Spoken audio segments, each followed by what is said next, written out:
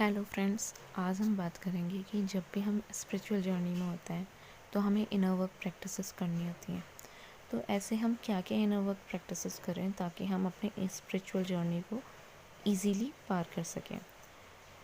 तो देखिए, जो हमारी स्पिरिचुअल जर्नी होती है ये वन डे का प्रोग्राम नहीं है। बहुत सारी चीज़ें एक साथ हो रही होती है। कुंडलिनी शक्ति राइज हो रही होती है, हमारा सबकॉन्शियस माइंड हील हो रहा होता है, unconscious mind, conscious mind, dreams हमारे बहुत ज़्यादा विविड होने लग जाते हैं, पर्जिंग हो रही होती है सोल लेवल पे, बहुत सारी चीज़ें हो रही होती हैं। तो इन सब चीज़ों को बैलेंस करके सो दैट हम इजीली इस जर्नी को कवर कर सकें, इनर वर्क प्रोग्राम्स बहुत इम्पॉर्टेंट है। और इस इनर वर्क प्रोग्राम्स के बारे में ही हम डिस्कस करेंगे कि बेसिकली क्या बेसिक हमें दिनचर्या बनाना चाहिए, क्या क्या हैबिट्स में लेके आना चाहिए मेडिटेशन एंड योगा को, सो दैट हम इस जर्नी को इजीली कर पाए। एंड तो आज हम इसी बारे में बात करते हैं। पहली बात जो है हमारे स्पिरिचुअल प्रैक्टिसेस की, वो है नियम। बिना नियम, बिना डिसिप्लिन के आप कुछ नहीं कर सकते। तो जिस तरह से वैसे जब हमारी कुंडलिनी राइजनिंग होती है या हम स्पिरिचुअल जर्नी में आते हैं, ऑटोमेटिकली हमारी आंखें जल्दी खुल जाती हैं। तो जब आंखें खुल जाएं तो सोना नहीं है, ठीक है। नहा नहा धो के अपना जो डेली के जितने भी काम होते हैं उससे निवृत्त होके अपना पूजा पाठ करनी है। एंड उसके बाद करते हैं हम मेडिटेशन एंड योगा की बात। तो सबसे ज़्यादा इम्पॉर्टेंट जो मेडिटेशन है वो है नाड़ी शोधन, प्राणायाम। पहले जब आप बैठ जाएं मेडिटेशन के लिए तो प्राणायाम कीजिए, ब्रीदिंग एक्सरसाइज कीजिए और अपने आप को शांत कीजिए। उसके बाद आता है नाड़ी शोधन प्राणायाम। नाड़ी शोधन प्राणायाम कोई अनुलोम विलोम नहीं है। उसमें आपको क्या करना है, इनहेल करना है, फिर होल्ड करनी है ब्रीथ को। और जब आप ब्रेथ को होल्ड करते हैं तो आपको थर्ड आई चक्र की तरफ होल्ड करना है। देन आपको उतनी ही स्पीड में जितने में आपने इनहेल किया था एक्सहेल करना है। यूट्यूब पे नाड़ी शोधन की काफ़ी सारी वीडियोज़ हैं, आप वो वीडियोज़ देख सकते हैं। और नाड़ी शोधन प्राणायाम बहुत ज़्यादा इम्पॉर्टेंट है।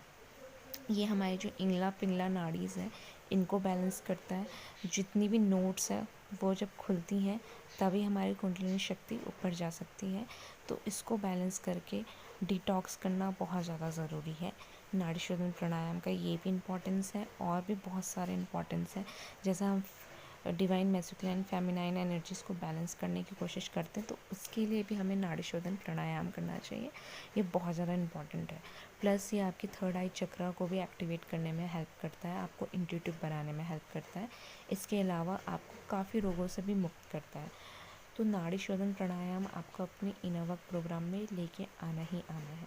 सेकेंड इज़ शांभवी मुद्रा। शांभवी मुद्रा भी आपका इनर वर्क प्रोग्राम में बहुत इम्पॉर्टेंट है। आपकी इंट्यूशन को बढ़ाता है, आपकी ब्रेन की कैपेसिटी को बढ़ाता है। और आप अगर इसमें सर्च करेंगे तो बहुत सारे इसके बेनिफिट्स हैं। तो आप शांभवी मुद्रा को भी अपने उसमें प्रैक्टिस में लेके आइए। फिर थर्ड चीज़ जो बहुत ज़्यादा इंपॉर्टेंट है और इंटरनेट में हर जगह बात होती है, that is chakra meditation. Chakra meditation करना है, हर एक चक्रा को मिनिमम 2-3 मिनट्स के लिए आप चैंटिंग कीजिए।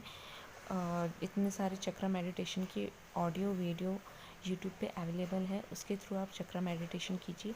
जितने भी चक्रास हैं हमारे सिर्फ इमोशनल, हमारी सिर्फ फिज़िकल एंड मेंटल बॉडी नहीं होती है, हमारी इमोशनल बॉडी होती है, इथरिक बॉडी होती है, बहुत काइंड ऑफ बॉडीज़ होती हैं जिससे हमारा ऑरा बनता है। और जब हम लाइफ में बहुत सारे डिफरेंट चीज़ों से गो थ्रू होते हैं तो उन ऑराज में ब्लॉकेजेस आ जाते हैं, कभी इमोशनल लेवल पे, कभी किसी लेवल पे, कभी किसी लेवल पे। तो हम जब ये चैंटिंग करते हैं तो ये ब्लॉकेजेस धीरे धीरे ओपन होने लगते हैं और जो डोरमेंट कुंडलिनी शक्ति है वो हमारे 7 चक्र तक ईजिली फ्लो हो पाती है जब हमारे ये चक्रास ओपन होते हैं। तो ये 3 तो प्रैक्टिस आपने डेली करनी है। ऐसा नहीं है कि आप पूरे दिन भर चक्रा मेडिटेशन कर रहे हैं या नाड़ी शोधन प्राणायाम कर रहे हैं।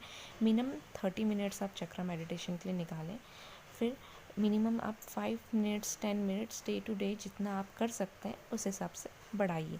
क्योंकि आप एकदम से नाड़ी शोधन भी ज़्यादा करेंगे तो आपको बहुत ज़्यादा फोरहेड में प्रेशर पड़ेगा, हेडेक होगा।